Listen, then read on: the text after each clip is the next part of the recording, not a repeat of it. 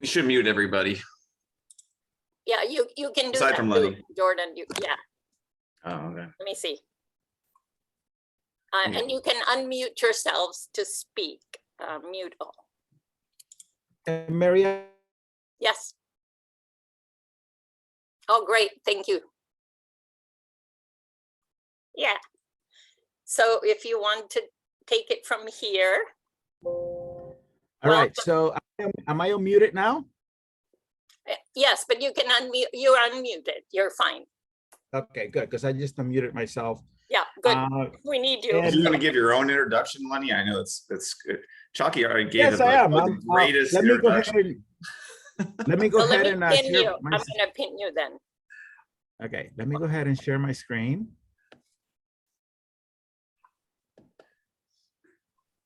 Great. All right. So, can everybody see my screen? Yes.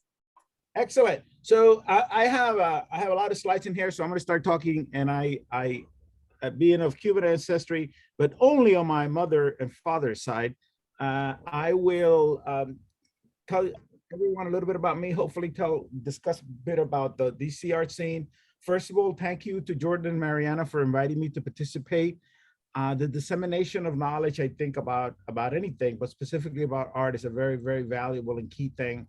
And I've been here for a long time and made every mistake that can possibly be made and learned from every one of them. But today, by the end of today, you'll hopefully learn a little bit more about me and all of those things that I have listed in there. One thing that those of you that know me well know is that I am not sort of a shy person. So in fact, quite the opposite. So hopefully you can, we can all live with that. I was born in Santiago, which is the capital of the easternmost province of Cuba, but I was raised in Guantanamo, which of course is famous because there's the US Naval Base in there, blah, blah, blah. Came from a family of immigrants.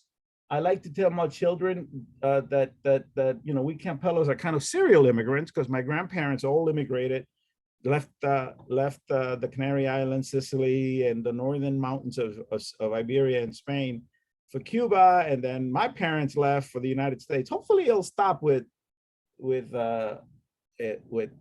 me and my kids, but these days sometimes I'm not so sure. We unlike a lot of Cuban Americans that came in the early 60s, we ended up in Brooklyn because my aunt and uncle have been living there since the 40s, and they owned a brownstone where we all ended up living. So we were designated back in those days as political refugees. I went to high school. Oh, by the way, this photograph, I'm somewhere in there. These are the Cuban kids that were photographed on the airplane that we flew from Varadero Beach in Cuba to Miami. No one has ever been able to figure out of those which one it's me. I think it might be that head right there, either that one or potentially. Lenny, I'm sorry, can you progress the slide? Because we're seeing the first one. Oh, it's showing on mine. Okay. Try it again. Did it show now? No. It's not progressing. Interesting. Okay, there's going to be an issue, as the British say then, because that was an embedded slide. You're still seeing the first one? Yes. Huh. Yeah, I'm seeing the third iteration of the slide. Oh, it says your screen sharing is paused. Oh. That's probably why. Okay, let me back up and then unpause it.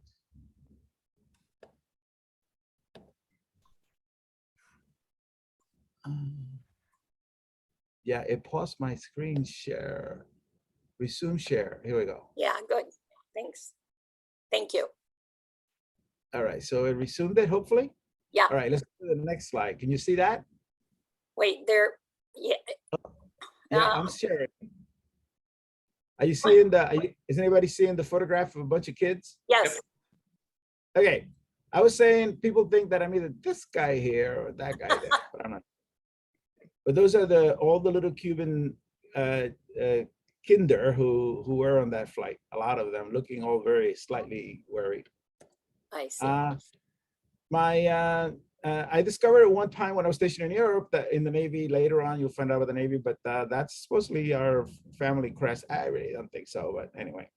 And, you know, a variation, I warn you guys, you know, I'm going to be talking really fast because, you know, I can't keep calm because genetically speaking, best-selling t-shirt in the House of Guayaberas, which is started as a little shop in Calle Ocho in Havana and is now a block long. It almost closed during COVID, but this is kind of like the way we feel. All right.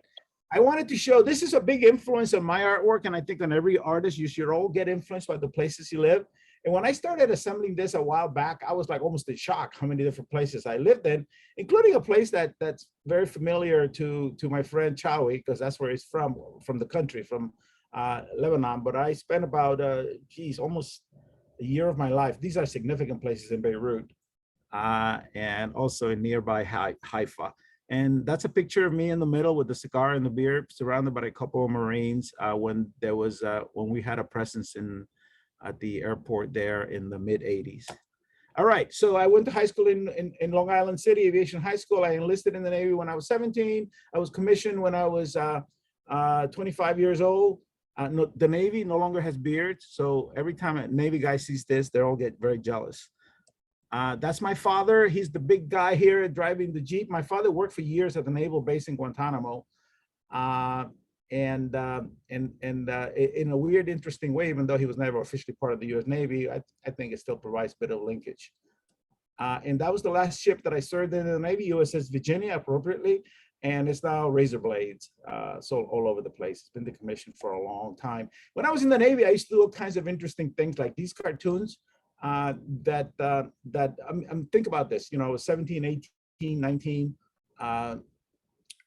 Most of these were published in various newspapers and things at the time, but it kind of fed the, you know, in a weird way, fed my hunger for doing artwork. They were all supposed to be slightly funny. Most of them were published like this in the Stars and Stripes newspaper. I don't even know this newspaper still exists. I was selected for a commissioning program. I had an appointment to the Naval Academy. Shirley Chisholm was my Congress person at the time from Brooklyn. She's a historical Congresswoman. I believe she was the first African-American woman to be elected to Congress.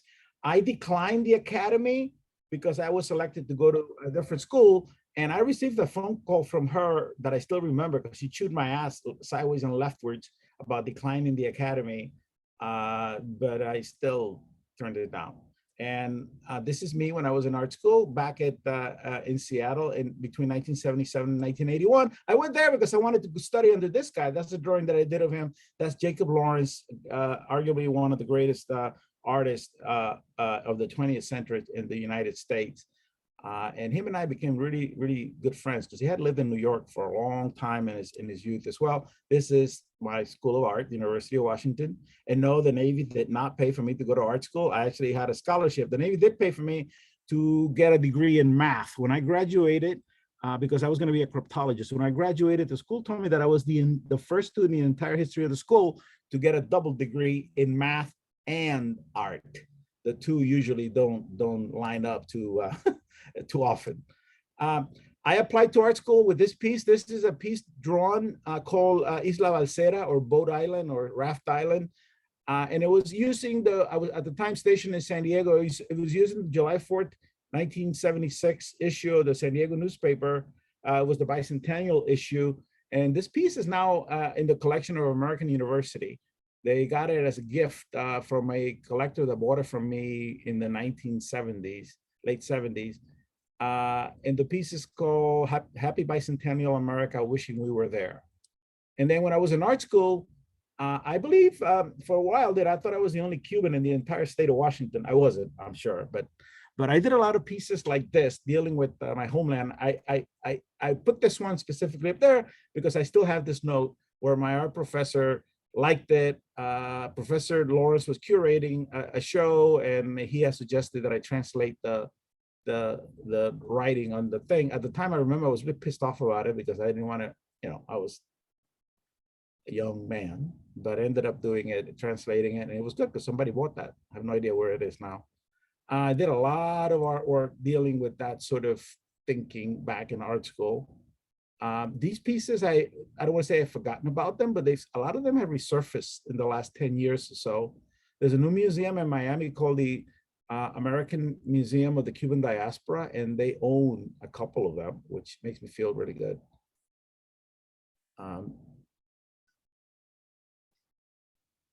This piece I did back, one of the last one was in homage to Cuban Jews. Cuba was an accepting place back in the 20s and 30s. The second oldest synagogue in the New World is in Havana. So there's always been Cuban Jews in Cuba, but they, during the pre-World War II and after after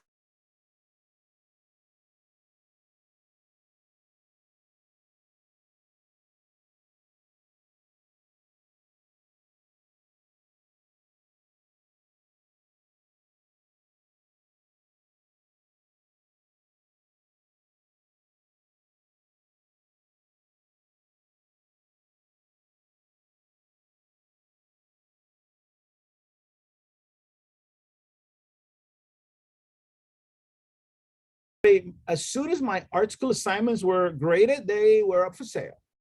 And it was interesting. Also interesting, my wife noted yesterday that my sweater is tucked in. I reminded her it was 1977. So, boo. These are some of the artwork that I did. I probably get in trouble calling that gentleman there wino, but this is Wino and Girl reading a newspaper at the bridge there in Pike Place Market. People from the market. These sketches, this stuff being sold at the market, jeweler from the back. Then I got commissioned, went to a ship. I did a tour in a ship. Then I got stationed in Rota, Spain. And of course I started doing, and another point here is that I believe artists always kind of get influenced by where they live and what's around them and what happens.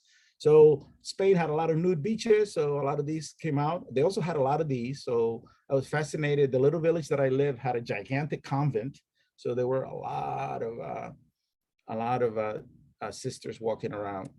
After that, another ship. Then I was stationed in Scotland, and I lived in this house, which I did a drawing of. It's called Little Kita Farmhouse. It was built in 1507.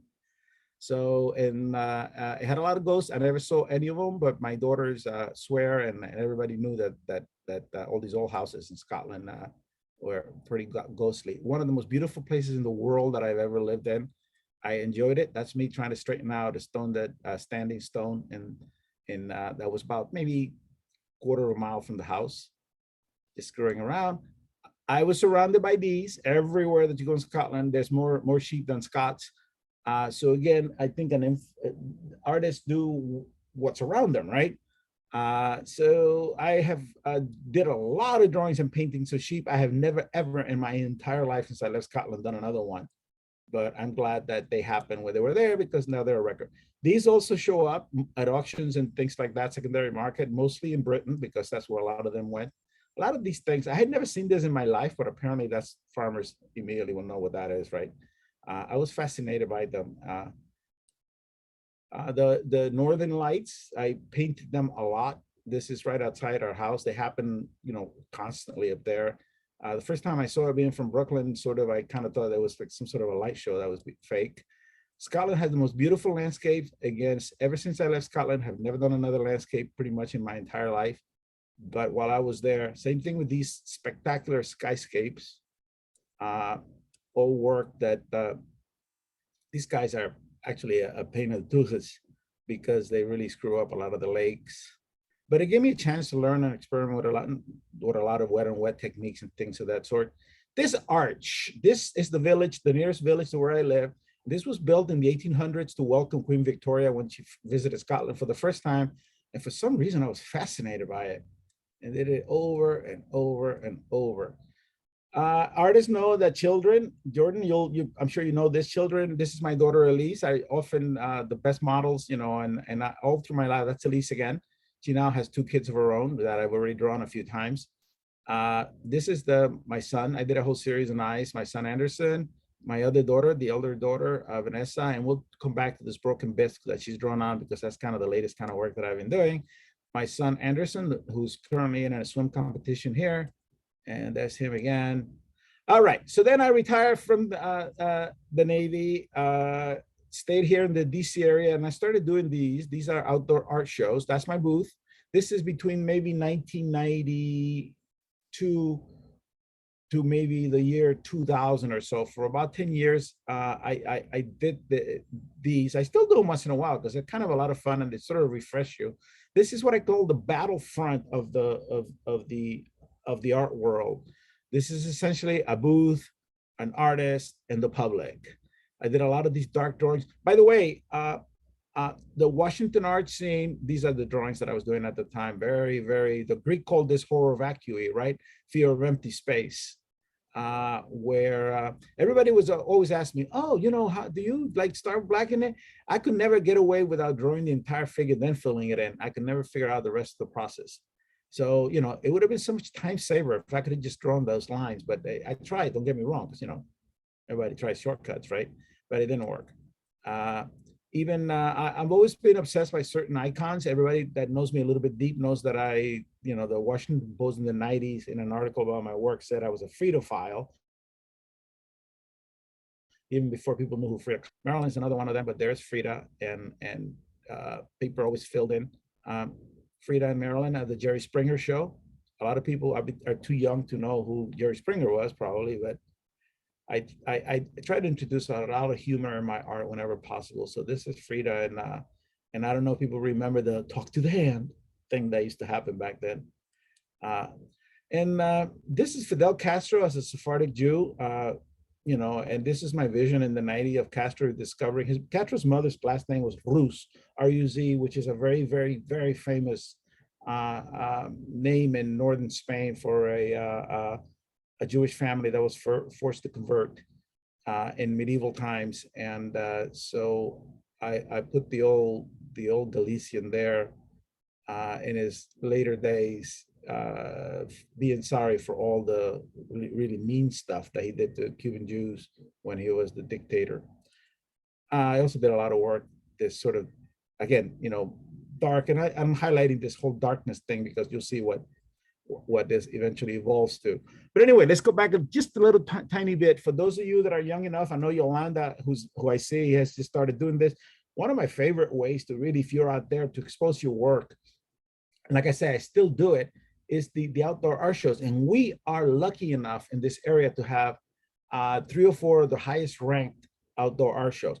Essentially, an artist, a booth, artwork, 20, 30, 40,000 people strolling by, so it's numbers, and the financial sort of demographics to give artists a good exposure to people who are potentially buying art. So if you have the time and the desire to, I highly recommend it. In 1996, we opened our first gallery. This is the Fraser Gallery, which I opened with my then wife, Kate. It was 400 square feet in Georgetown. At that point, there were 7 art galleries in that square, which is the Canal Square at 31st Street and M Street. The last time that I went there during sort of walking around during COVID, everything was boarded up. So I haven't been back there in a while, so I don't know. But even before COVID, I think we were down to like maybe 3 or 4 galleries in that space area. And when we opened that, everybody said, oh, galleries have the worst business to open. I'll give you guys 6 months, specifically because we were focusing on what we call contemporary realism. So they said, we'll give you guys 6 months. We became one of the more successful galleries in the DC area. And in 2002, we opened a second gallery in Bethesda. At the time, this gallery was the largest art gallery in the DC region. Also did really well. And both galleries closed. I divorced in 2005. Both galleries closed in 2009 and went strictly online. And I'll discuss more about that in a little bit. Went online because in 2005, the Fraser Gallery did the first one of these. These are art fairs. The phenomenon started around 2003 or so, these gigantic art fairs based on Art Basel model in Switzerland. And right now, about 20 to 25% of the art sold in the world on planet Earth gets sold in the Miami area in the first week in December during what's called Art Basel Week, which is 22 or 23 art fairs in there. This is what a booth looks like at an art fair. So this booth, I think this is art. This is a Texas contemporary art, which is one of the lesser ones. So this booth is probably $16,000. And it's probably, that back wall is probably 18 feet by 10 feet or something, or maybe 20 by 10. So they're pricey, but they bring collectors to one spot. This is what it looks like before. It's a lot of work, by the way. All of that has to be shipped to it, so there's all kind of associated expenses. And this is another example of one. This is in Miami at I think this was Context Art Miami. In 2011, I did this undertaking. I worked with 100 artists of Washington, D.C., and created this book, which highlighted 100 DC area artists. It has done really well, surprisingly enough. And for one glorious day, it was the best-selling art book on Amazon. And the publisher has been after me for the last few years to come up with a second volume here, which I am thinking about maybe next year. We'll see, of doing it. All right, this is sort of my current work. If you notice, I'm still sort of now, instead of horror vacui, is like the opposite, you know.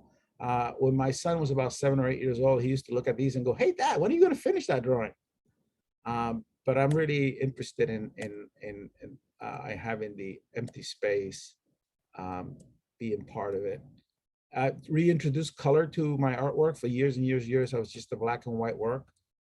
These tattoos, I go back to Places You Live.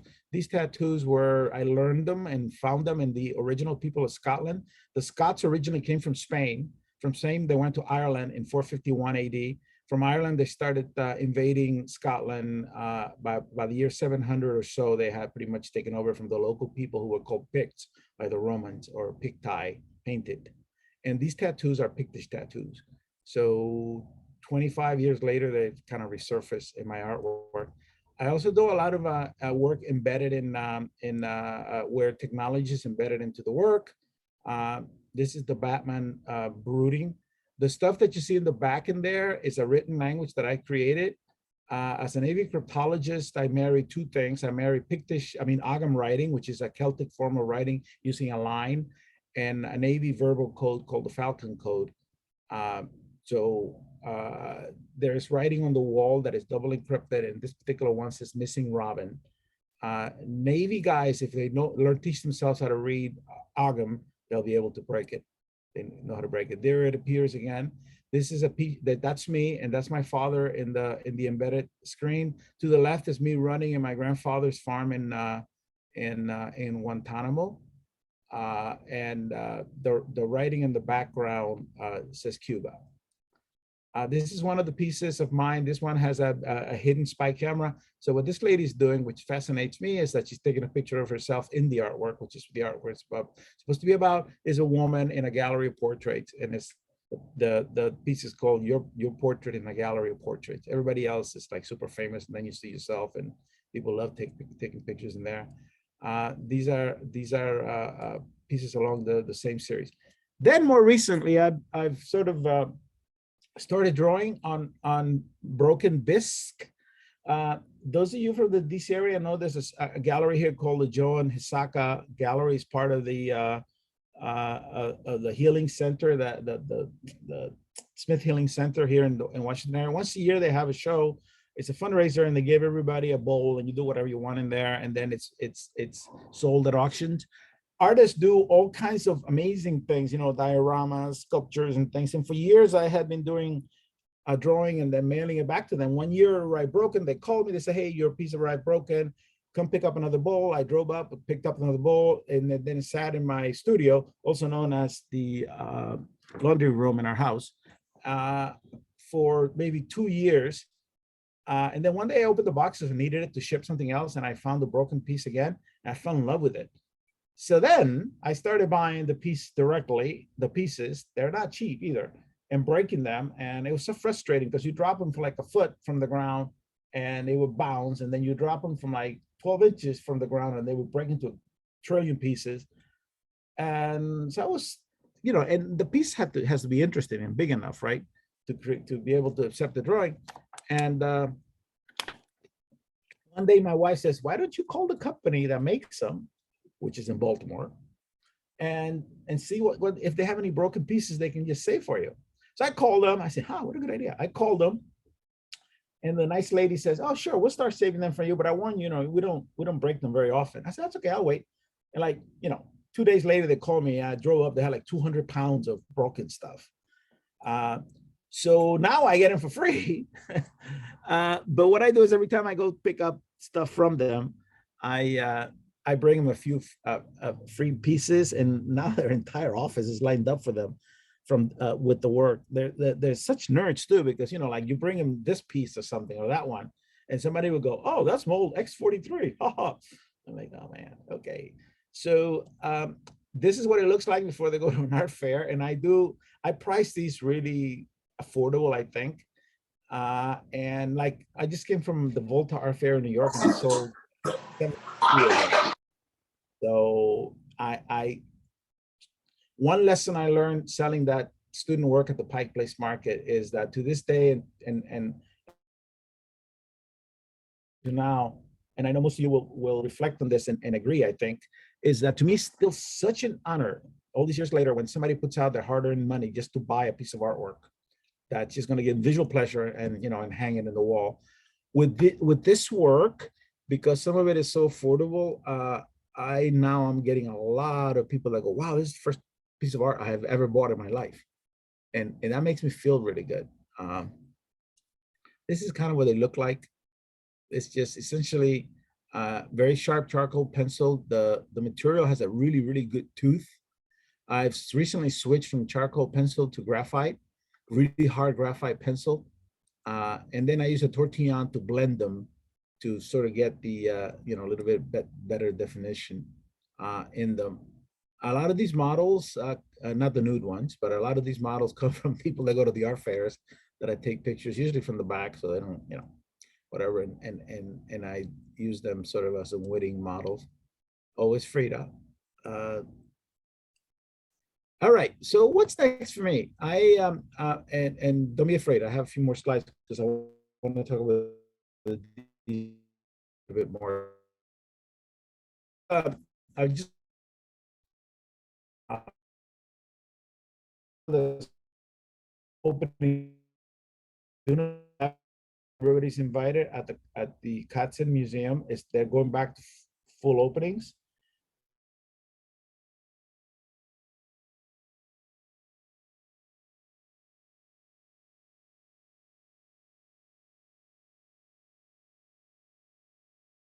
Maryland, and there's Lucy and Desi that I did maybe in 2012.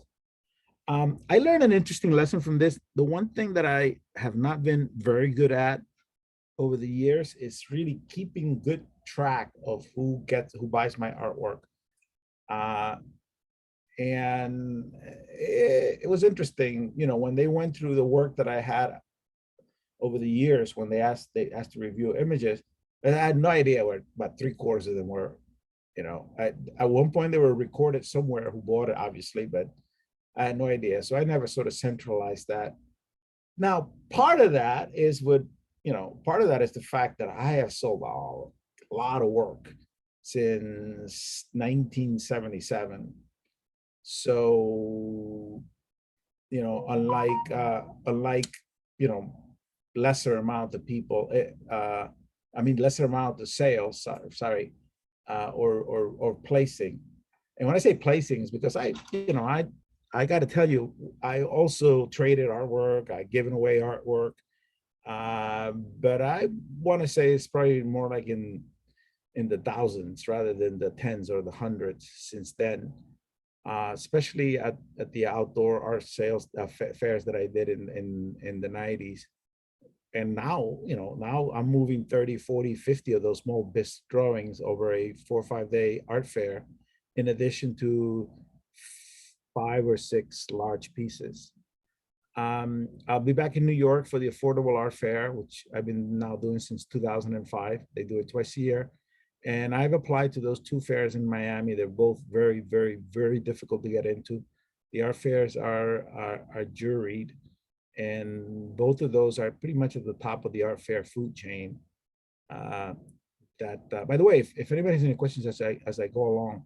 Okay, so the next thing that I kind of wanted to talk about a little bit, just go over it, things that I think should be important to artists is, and I'm not going to dwell a lot on this, but that I've discovered over the years, right? There's a lot of artists in there that this is not going to be any news to, but it should be important to pretty much all of them. It's the fact that that people that buy your artwork, generally speaking, may not be aware of some of these things, but the real savvy collectors and the good collectors are, right? So the presentation of the artwork counts a lot, right? It's the tactics for learning how to present the work are not that difficult. This is also a paid advertising for a free, because somebody else pays for it, seminar that I do called Boot Camp for Artists. I've been doing it since 1996, I believe was the first one. And I know it's a couple of you that are listening that have signed up for it. It's about 6-7 hours where I discuss all of this in depth in those. But so for talking to the audience here, I wanted to highlight a few things to ensure that there's things that we do not do. So please, your buyer can do anything they want with your work, right? But please don't use color mats, acidic mats. At some point retire the frame. You don't know what I do with my frames that are all busted up and not for maybe from doing it. So what I do is I take the frame and I'll go into my flat files and I find a piece of artwork that's maybe been hanging around for a long time, usually stuff maybe from art school. So because I still have some of that, right? Usually some assignment or newsprint or whatever. I drop it into that scratch frame, put it back in there, reframe it, and then I drive it up to a, and donate it to a thrift shop someplace. And sure as heck, usually like 3-4 days later, I get an email saying, "Hey, I just bought this at such and such for $3. Is that your work?" And part of me makes me feel good because somebody just got an original piece of art that they go online and they see somebody that actually it's an artist, and it makes me feel good to know now that busted up scratch frame that is not good enough for an art fair was good enough for somebody to have an original piece of artwork in their house. I'm not a big fan of huge signatures or using a gold, silver, or any other fill in the blank color to sign stuff. Those copyright notations, you don't need them any longer from the visual arts, right? Law took care of that. And the job of a frame is to protect the artwork. Okay, that's it, nothing else. I say back of the frame tells its own story. It's a lesson that I have learned over and over and over and over the years, where I sold a piece of artwork to someone, and then somebody else 10 years later goes to their house and go, "Wow, I really like that. Who's the artist?" And then they take it up, look in the back, and see my contact information there, and boom, I move another piece. I'm going to go back to that in a minute here, but a couple of other things. One thing that the art fairs did is they bring a lot of new younger collectors. And as Jordan would testify to, 99.9% of them look at the artwork, because they walk in the whole fair, they look at the label, they photograph the label and the artwork, and then they go back, keep walking around Googling the artist to see if, so there's some sort of a weird legitimizing process that goes on depending on what your digital footprint looks like. And that last one in there, most of all, because the IRS has its own legal definition of what's an artist, in case any of you are taking a tax deduction on materials or the percentage of your home that you use as studio, blah, blah, blah. There's pretty interesting laws that work in there. I also have the bit there about the award giving committee perspective, which brings me to the DC art scene, because I pretty much every other year when I'm too tired to do it or whatever, Washington DC has something called the Arts Bank, which they started about maybe 20 years ago. And it's a way to add artwork to the city collection. And it's open not just to Washington DC artists, but what they qualified as the greater DC area, which is actually on a map. There's, you know, it's circled. It's usually within 50 miles of Washington DC in any direction. By the way, if I might meander a little bit, the term DMV for District, Maryland, and Virginia, in case you people don't know, apparently I invented that. Watch me do this to my head. I wasn't aware of that until the Washington City paper did a few years ago did an article researching that term, and they found out that the first time it had ever appeared anywhere was in I have a blog which hopefully you people are folks are aware of. It's called Daily Campello Art News, and it's been around since 2002, I think. And it appeared there way back. And the reason it appeared there was that I was telling DC artists, hey, the city just, I'm working from memory here, but I think the post was like, the city just started to buy artwork for its own collection, because I've been hammering Washington, DC for not having such a collection. It's going to be open to artists, and this is where it came from the District, Maryland, and Virginia, and then in parents I put DMV. Now, the reason that popped up, the DMV thing, you know, normally you would just say Greater Washington or DMV. It's pretty silly, but it goes to show you about coincidences and things. I was driving home, and there was a news story about some firefight in the DMZ in Korea, right? Okay, so that's planted in the back of your head. Then I was in my studio, also known as the laundry room, in our house, and I was framing something, and I was listening to the radio because this was pre-Alexa time, and they were talking, and there was a song by Run DMC. Later on, I was posting, and somehow in the back of my head, DMZ and DNC melded into DMV, and there you go. My son says, hey, you know that nobody in school believes you. I said, okay, fine. But it's still there, and the city paper said that was it. All right. So Art Bank, the reason that I brought that up, I just finished meandering, so I'm now back to the subject. Meander, if you remember, is those little things that go like this in Greek architecture. I just, the only thing I remember from Greek architecture in art school. But the thing that baffles me is how little is the number of artists that apply when the call goes out for Art Bank entry. It doesn't cost anything, it's free, you do everything online, and yet almost every year for the last 3 or 4 years, the Arts Commissioner says to the selection committee, hey, we have enough funding to buy everything. So if you want to, you know, select everything, that's fine. That has never happened, right? Because the jurors, you know, want to have some sense of an arts in the eyes of the beholder, some sense of jurying something, right?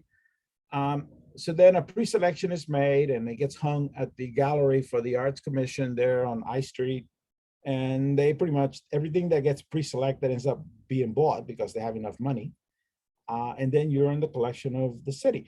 But I want to say that the most we have ever seen is maybe like 56 artists submit. And the thing that bugs me the most is that it's the usual suspect over and over and over and over and over again. And last year, for the first time, the commission said, hey, you know, we have already 12 fill in the blank in the collection. Let's give priority to somebody new. But that was, by the way, my idea years ago. And they said, no, it should be just from the perspective of the artwork. So now they're doing that. So I encourage everyone. I believe the call is out right now for Art Bank. I can't remember when the deadline is. It's in the blog somewhere, DC Art News. So everything that I just said, you can also repeat for the Maryland Commission on the Arts, and you can also repeat for the Mid-Atlantic. So there's 3 calls that I've sat in the process for years and years and years, that to this day I'm befuddled by the low number of entries. All right, I need to I need to keep an eye on, on my watch, but I also wanted to talk about arts in the eyes of the beholder, because I always tell artists they need to develop thick skins, because you know, especially if you be in jury. So when I used to sell my art school assignments at the Pike Place Market, the way that it would work is, you know, you could, back then you could rent a 10-foot table for $250 a day. And then you were on the other side, and it was based on seniority. So the longer you were there, the closer you got to the inside. Because the last thing you want to do in Seattle, Washington, is to be selling anything when there isn't a roof there, because it does rain every day, right? And artwork and rain don't mix very well. And I would have an art school assignment there, shrink wrap for sale. And it could be something as fabulous as one of my professors had this thing where he would staple objects inside a brown paper bag, and then you're supposed to feel it and draw in charcoal whatever you felt was inside. So you can imagine the monstrosities that came from that. And one of those things could be in there for $10, $20, whatever, for 3 years, and 4,000 or 5,000 people would have looked at it and put it back. And one day somebody would pick it up and go, "Oh my God, I love this." And I would be on the other side of the table thinking to myself, why? And, but I learned, you know, that art isn't the eyes of the beholder. So when that juror turns your work down, it's not because he doesn't like you or whatever. He, you know, that artwork just doesn't appeal to him or her. So that's, I think, a good lesson. But please, everyone that's here, if you're not aware of it, look up Art Bank and go online and submit some artwork. That you'll thank me. I want to say a little bit about the collector. I already talked a little bit about the digital footprint, which is important, especially with young collectors. And it's unfortunate, this legitimization of your artistry based on Google and based on internet presence. But you know, it's 21st century. You got to sort of get adjusted to that. Over the years, I think I've classified these collectors correctly. You know, there's the older collectors that still sort of do it whatever the older way was. One of the things that I've never been able to understand why, after having 2 galleries for 20 years, you would have somebody going to the galleries or not go and follow artist A and never buy a piece of artwork. And then you do an art fair in Miami, and then they buy it at the art fair in Miami. So this sort of legitimization that it's taken that interesting angle as well. Younger collectors, they just want to see how many, you know, who you are online. So that's why they photograph, you know, sometimes they don't even photograph the artwork. They just photograph the label, and then they Google you. And I know this because, you know, I've seen it happen tens of thousands of times. And I also get approached as an artist from somebody that go, "Hey, I saw you work at Art Miami, and I'm curious, you know, what else have you got, blah, blah, blah," right? But I not sure. I haven't decided yet whether this is a good thing or a bad thing, but nonetheless, it's a thing. So it's not like there's a choice or not to deal with it. By the way, I'm not monitoring chat, but I know that Mariana is. So Mariana, if at any time you need to tell me to answer something, let me know. All right. I deal in a lot of depth with this, but the other thing that I discussed in a lot more depth in the boot camp is this bit about the art dealer, right? And some of those things demand a lot deeper wording and experience that I got here. And this art clinic online is not to discuss this sort of stuff. Probably the stickiest point is that bottom one about prices, because my experience has been that artists historically and using empirical evidence are more often than not the worst judges of learning how to do that. This is a city, one of my pet peeves about the DC Washington art scene. I every time I used to get on the old Kojo Namdi show, which, you know, he used to have me in there maybe once or twice a year to discuss the art scene, was how, unfortunately for Washington, DC, or the DMV, a term that I invented, is how our museums sort of feel, and their curators feel that themselves as national museums. And the thing that I used to say in the Kojo Namdi show, and I'll say any other place, that it was easier for a curator from, say, the Hirshhorn to take a cab to Dulles to fly to Berlin to go visit the studio of an emerging artist in Berlin than to take a cab to Adams Morgan or Georgetown or Silver Spring to look at, you know, a local emerging artist, because that word, Sam Gilliam once told me that the reason that it took him so long to sort of break into the outside scene is because people always refer to him as a local artist. Great example, by the way. You may not be aware of this, but maybe 12 to 15 years ago, you could pick up Sam Gilliam without any argument, probably the best known, nicest, well-known artist in the DC area. But you could pick up one of his paintings from the 60s, 70s, 80s at Wexler's for about $300. Try to do that now, But it took an outside gallery to bring Sam's amazing work, an LA gallery and a New York gallery, using art fairs to bring his amazing work to the world. And then, good luck trying to buy a Sam Gilliam now. And it couldn't happen to a nicer guy and a better person. The curator is then the DC curator, but in my own experience, my work, with the notable exception of the Katzen Museum at American University, simply because its director and curator is a local person that grew with DC artists, and thanks to the Alper Initiative.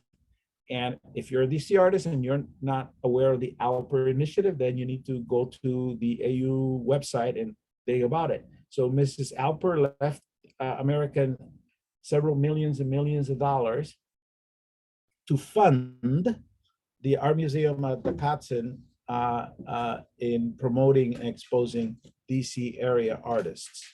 And they've done a really, really good job. And they also, by the way, this is also free. There's no cost to submit. And I believe their process is a year-long process where you just propose your artwork and stuff like that to them.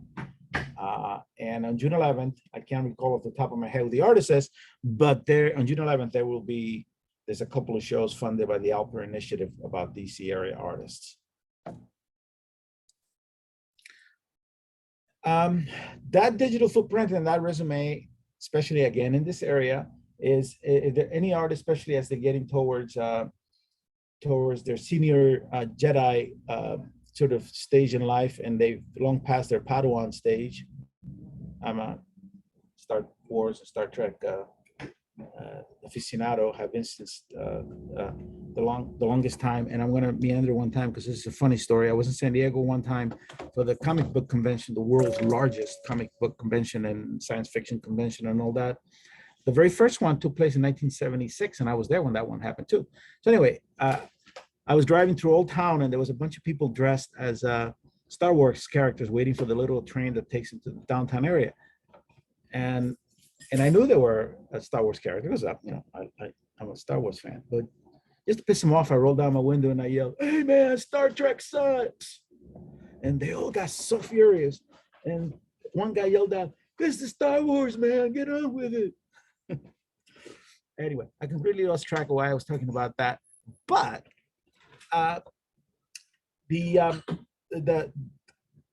if you want to be able to be eligible for something really, really fun, like doing a residency in one of the national parks or something, a lot of times, that footprint that you have also counts, and awards and grants and things of that sort, which you can only really sort of get to if you elevate your footprint to the level of being considered kind of not a weekend painter. Nothing wrong being a weekend painter, by the way, or an artist. That's a really derogatory term, which is somewhat fine-tuned, but okay.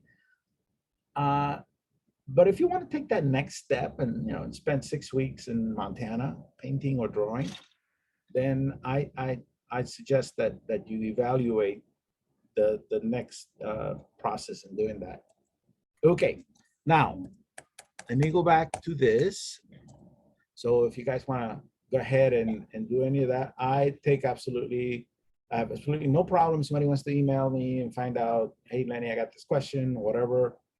I recommend that you read that every day. I don't post with the frequency that I used to, but I still do at least once a day, and I try to share opportunities, things of that sort,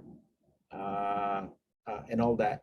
Now, by my clock or watch here, I can be here as long as you guys need me, but I see in the chat that there's 5 things. I haven't looked at them, but are there any questions Yes. or anything of that sort? I think you answered one, but one or two, but to ask you, when is your next boot camp and where? Do you have a schedule already? I'm working with Prince George's County to do one now. Okay. But I haven't got a definite date yet. Okay. But that will be available. I put it in my Facebook feed and I put it in DC Art News and all that. I see Felissa has a show with someone else at the yes, I believe, and the thing like the area because I focused on that sort. Whoops. And I've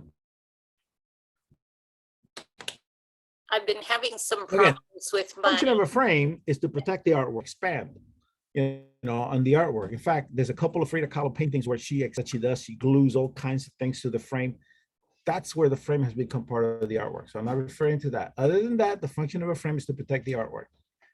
Personally, in my experience, I've seen that it's mostly the more minimalist the frame it is, the better. My second recommendation is work in standard sizes, because then you'll reduce the cost of your frame by like 85%. Standard sizes are 5 by 7, 8 by 10, 11 by 14, 12 by 16, 16 by 20, 20 by 24, 30 by 40. Those are American standard sizes. Why? Because frames are already made in that size. They're pre-made. So a 30 by 40 frame, if you were to take a piece of artwork to a framer in DC, the average cost is $200 an hour to make your frame. Will probably cost you probably $200 to have a 30 by 40 frame made. You go to IKEA, you can buy one for $20, right? It's a perfect minimalist frame. Any other, you can go, IKEA is a really outlier how in expensiveness, right? But even frame shops, Moore's, AC Moore's, which I think no longer exists, Michael's, all those places are good sources of frames that are inexpensive in standard sizes. If you're having a show and you work in standard sizes, then you go to Michael's, find a frame that you like, and they have tons of them. A minimalist frame, look at the frame, turn it around, look at the back, see who makes it, write to them and say, hey, what's your retail price? I need 24 frames. Boom. You just bypass the middleman, right? And so this is the kind of stuff that I discussed, these guerrilla tactics on reducing your personally, for years and years and years and years and years, I use very thin black frames. Now I've gone all the way around. I use very thin white frames where everything sort of blends into the background. No, the bisque does not go back to the kiln. Every ceramicist in the world tells me, hey, Lenny, they made special pencils you can draw on and then you can throw it in the kiln. But then it gets all shiny and stuff and it looks, I fix it, but it doesn't go back to the kiln. What kind of pens in the market do you use to draw on bisque?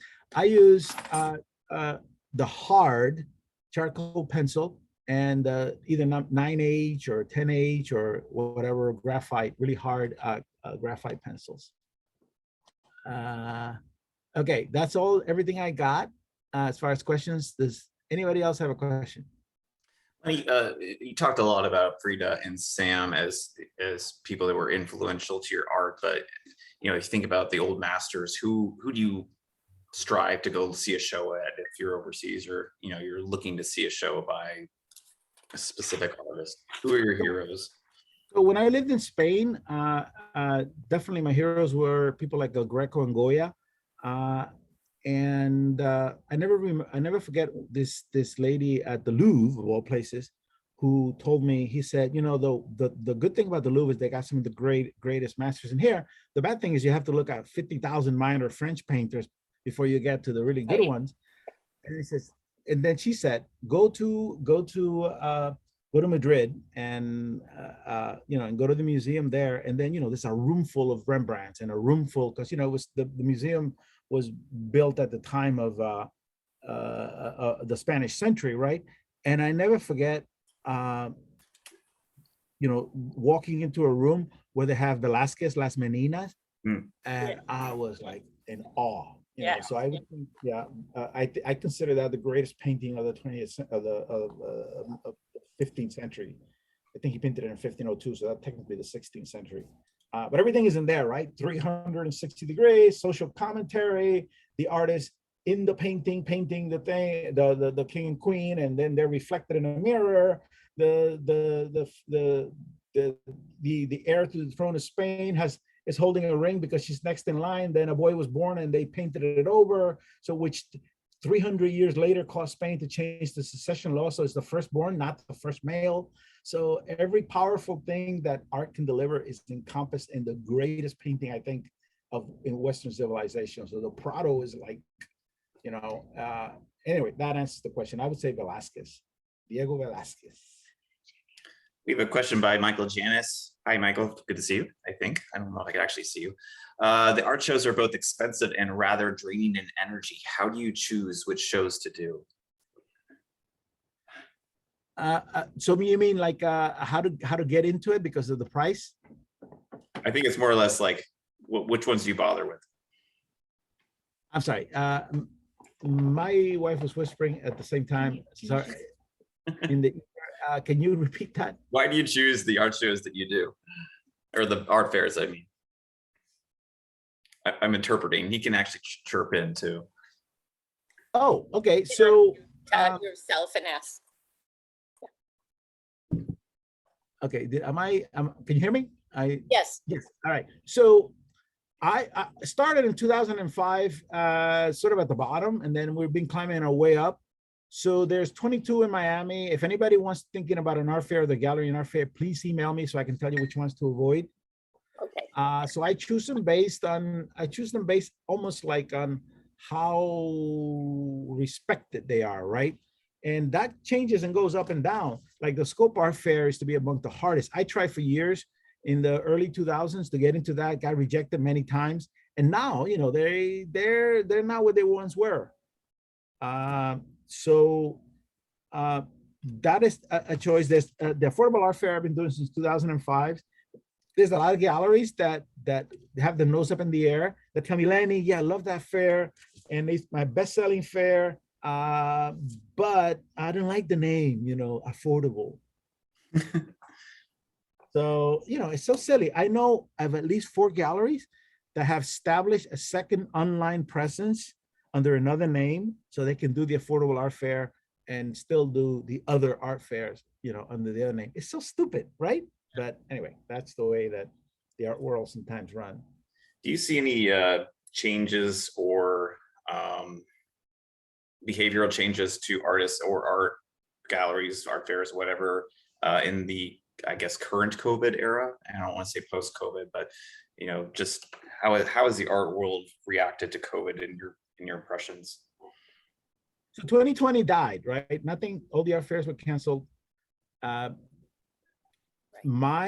Since then, I have participated in 3 art fairs, and Michael Janis can testify to this. When we did Pulse in 2019, it's like, it's Miami, right? But it's like COVID had never happened.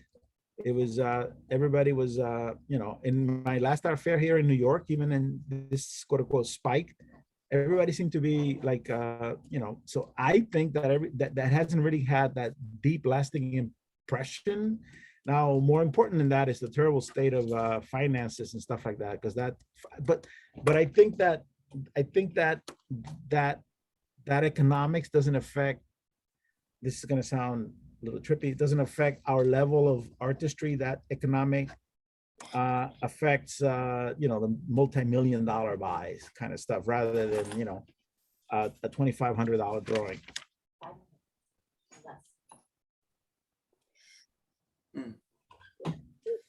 Ian, do you have a question? Yeah, you had a slide where you were talking about galleries, what not to do.